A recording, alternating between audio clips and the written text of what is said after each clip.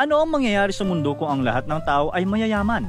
Isang araw, nagring ang iPhone mo, Pro Max, fully paid 1 terabyte. Hello pa lang, alam mo nang may malaking problema ang best friend mo.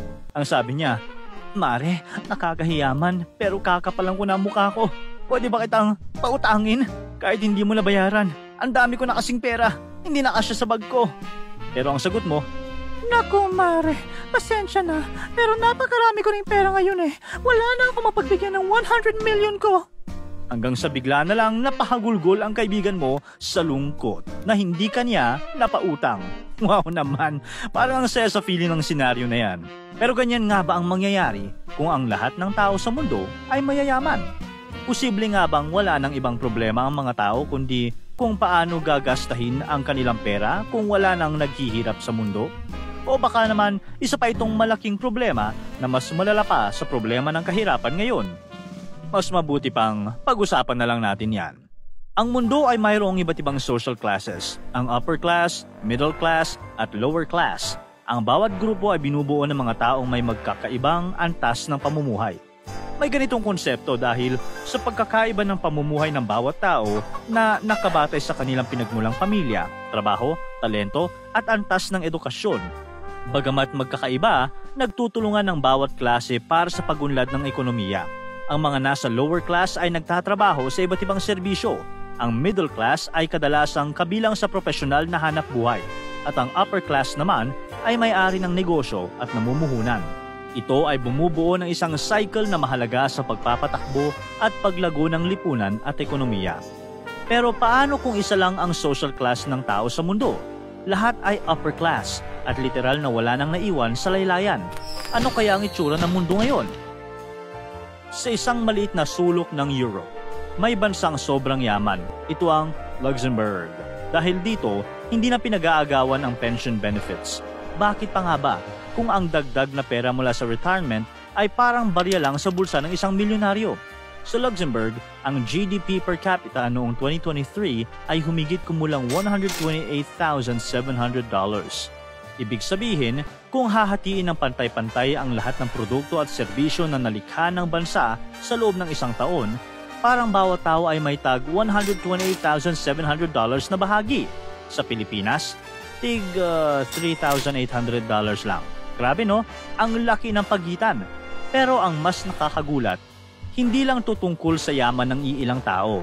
Dahil sa bansang ito, ramdam ang ginhawa na dapat na natatanggap ng mga mamamayan. Maganda ang trabaho? Check. Libreng healthcare? Check. World-class education? Check. Pag tumira ka dito na ganito kataas ang income, mapapasabi kang, "This is where I'm meant to be." Hindi basta-basta dumating ang yaman nila. Noon, umangat ang Luxembourg dahil sa industriya ng bakal. Pero ngayon, ang dahilan ng pagiging maunlad nila ay ang napakagandang tax system nila. Mababa para sa malalaking kumpanya, maraming incentives para sa investors, at maganda ang mga policy para sa mga international talents. Kaya nandito rin ang mga malalaking kumpanya tulad ng Amazon, Google at mga international banks para lang nagnenegosyo sa lugar kung saan halos lahat ay may panggastos. Kaya siguradong malaki ang kikitain mo rito. Kapag iniisip natin ang tanong na anong itsura ng mundo kung lahat mayaman, hindi na kailangang tumingin sa science fiction. Luxembourg na mismo ang sagot sa tanong na yan.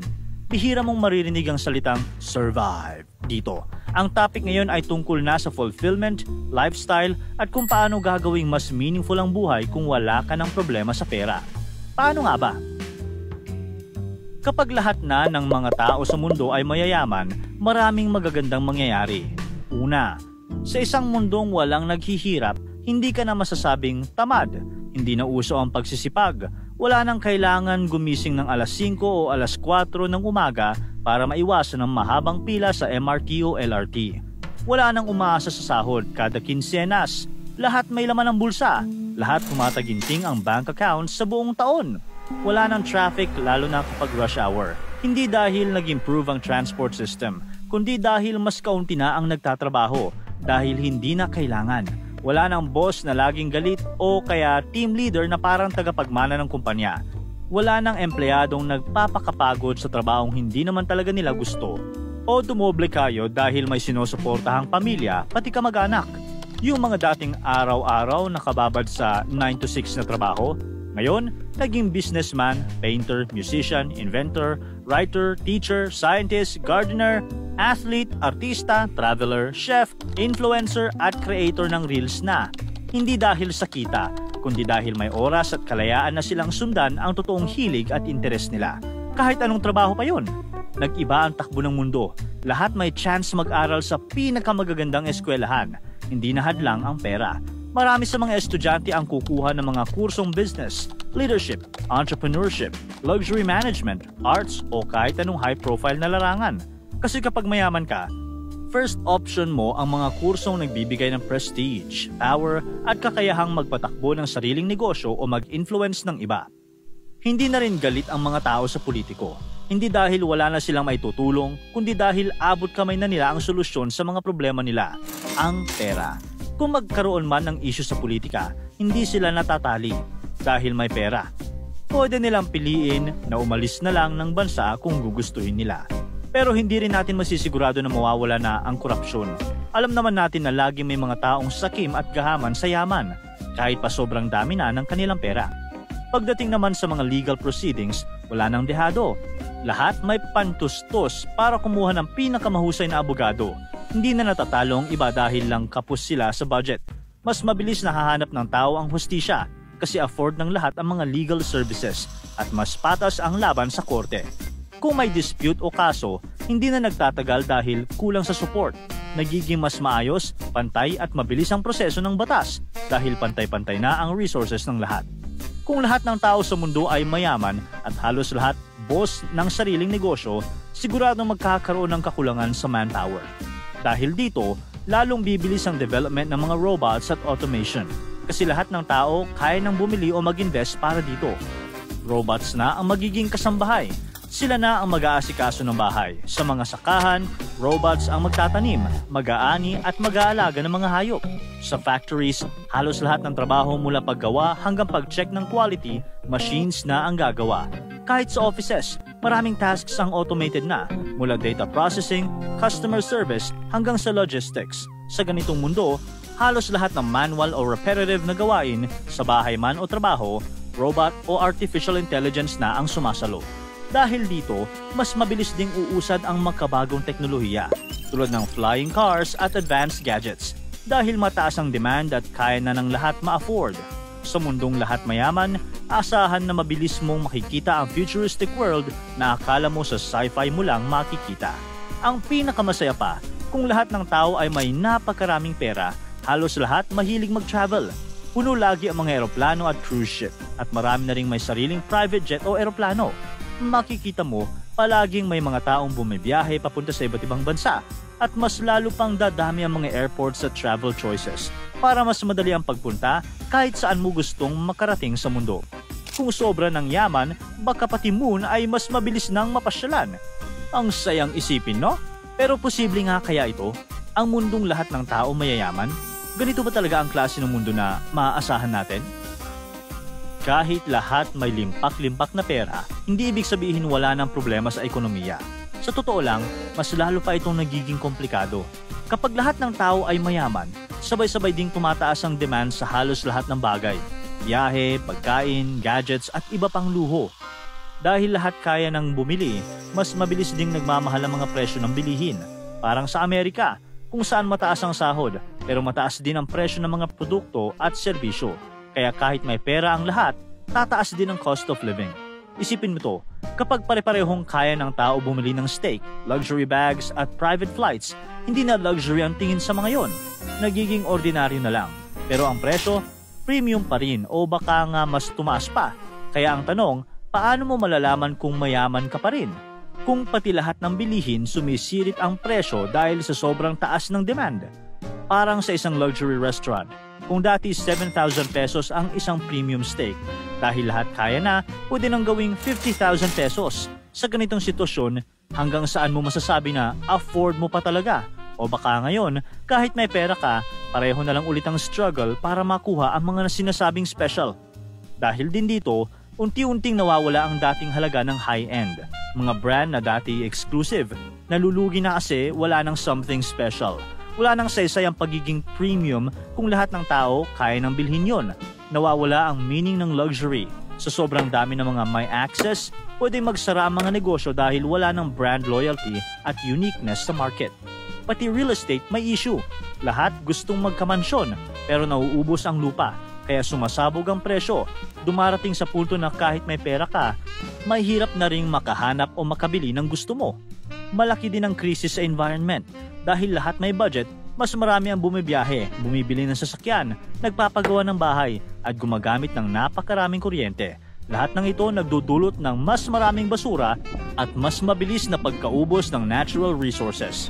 Kahit may pera ang lahat, hindi nadadagdagan ng tubig, hangin at fossil fuels, kaya nagkakaroon ng overconsumption. At kung hindi ito makokontrol, pwedeng bumagsak ang global supply chains at magdulot ng matinding environmental crisis. Ang ending, kahit gaano pa karami ang pera ng tao, kapag naubos ang likas na yaman, lahat ay apektado. Ang mga natural resources ang magiging bagong luxury. Habang tumataas ang demand at nauubos ang supply, lalo pang tataas ang presyo nito. Mas mahal pa kaysa ginto o diamond. At magiging pinaka-valuable na bagay sa mundo. Kaya isipin mo, mayaman ka nga, pero kailangan mo pa ring magbayad ng ilang milyon para sa isang buwan mong bill sa kuryente. Naku po, may mga hindi na rin nag-aaral.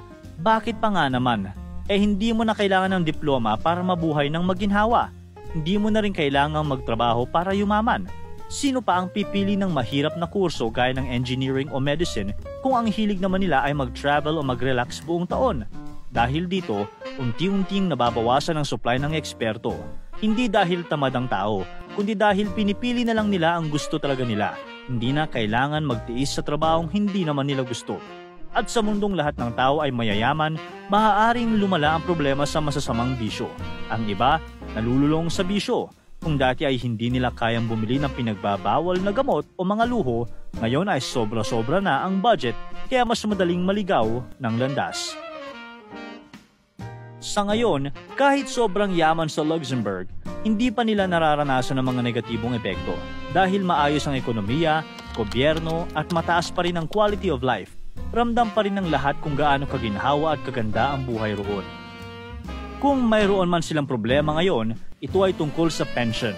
Dahil sobrang yaman ng mga tao, marami ang hindi na interesado na kumuha o maghulog para sa pension. Dahil hindi na nila ito kailangan. Dahil dito, pwedeng humina ang buong sistema. Parang alkansya, kapag kaunti na lang ang nag-aambag, maaaring kulangin na ang pondo para sa mga taong talagang mangangailangan kinalaunan.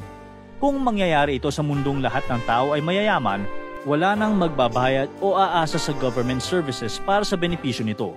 Ang magiging bagong goal ngayon ay siguraduhin na hindi na muling maghihirap at hindi mo na kailanman kakailanganing humingi ng tulong sa iba. Kaya kahit sa mundong lahat ay mayayaman, kailangan pa rin ng malinaw na regulasyon at responsableng pamamahala mula sa gobyerno. Mahalaga ang tamang batas para mapangalagaan ng likas na yaman, makontrol ang presyo ng bilihin, at masiguro na patas ang access sa mga serbisyo.